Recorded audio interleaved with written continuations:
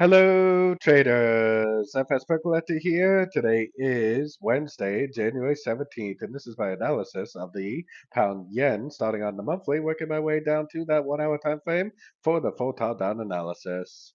So on the pound yen monthly, I still think this is more likely a 1, 2, 3. That big push down is completely rejected now. I still think we're at a wave 3, and I still see there is a possibility that this could even go up and take out these highs before we see that bigger wave 4, and another push up for the wave 5 to complete this trend. So taking it down to the weekly time frame. Weekly time frame, I've been saying for a while that this is going to keep on trending up and it's going really exactly as planned. This move down was very, very steep, very, very strong, but the thing you have to pay attention to is that it never broke any structure.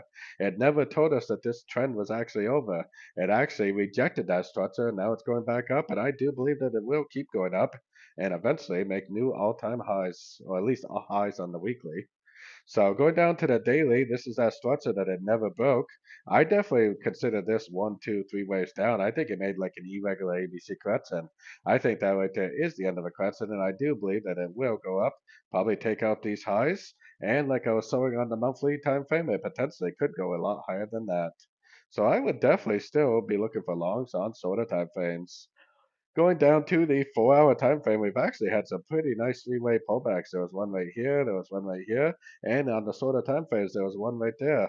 So I definitely would continue to look for pullback entries. We are at the 88% fib, which could be an area of resistance. It definitely doesn't have to pull back right there, but if it does, that's great news for us because that's going to give us another chance to go long at the end of that pullback, hopefully for the continuation of this uptrend.